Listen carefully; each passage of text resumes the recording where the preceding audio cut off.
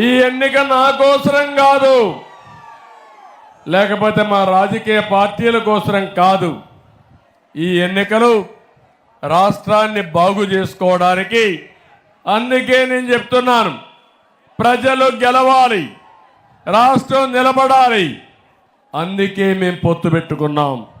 3 రాజకీయ పార్టీలు, ఒక పక్క పవన్ కళ్యాణ్ గారు ఒక మంచి వ్యక్తి, సినిమాల్లోనే కాదు హీరో, నిజ జీవితంలో కూడా రాజకీయాల్లో కూడా నిజమైన హీరో మన పవన్ కళ్యాణ్ గారు.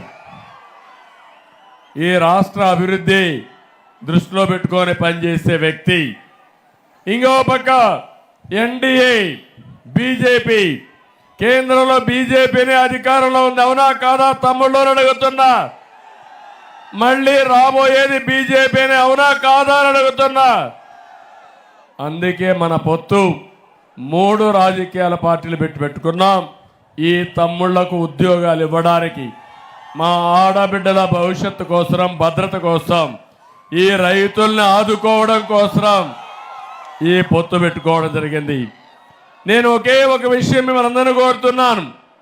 ఎవరికైనా అధికారం ఇస్తే ఆ అధికారాన్ని ప్రజల కోసం ఉపయోగిస్తారు. అది కూడా చాలా వినయంగా పనిచేసి నిజాయితీ నిరూపించుకుంటారు. కానీ జగన్కి మీరు అధికారం ఇచ్చారు. ఆ రోజు మీ దగ్గరికి వచ్చాడు, వస్తే నెత్తి మీద చెయ్యి పెట్టాడు, బొగ్గల నిమిరాడు, ముద్దులు పెట్టారు. మీరంతా కరిగిపోయారు. మొత్తం అతిపెద్ద మెజారిటీతో గెలిపించారు తమిళ్లో, అవునా కాదా అని అడుగుతున్నా. అంత పెద్ద మెజారిటీతో గెలిపిస్తే ఒక చరిత్రహీనుడుగా మిగిలిపోయాడు. ఆ విషయం మీరు గుర్తుపెట్టుకోవాల్సిన అవసరం ఉంది. ఇతనికి అహంకారం నెత్తెనెక్కింది. శాశ్వతంగా ఇతనే ముఖ్యమంత్రిగా ఉంటారని విర్రవీగిపోయాడు.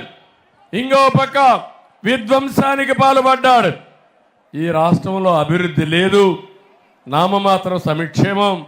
కానీ ఎక్కడికక్కడ విధ్వంసం చేసి, ఆ విధ్వంసం కూడా ప్రజావేదిక, ప్రజల డబ్బులతో కట్టిన ప్రజావేదికను కూల్చి అక్కడి నుంచి పాలన ప్రారంభించిన దుర్మార్గుడు ఈ జగన్మోహన్ రెడ్డి.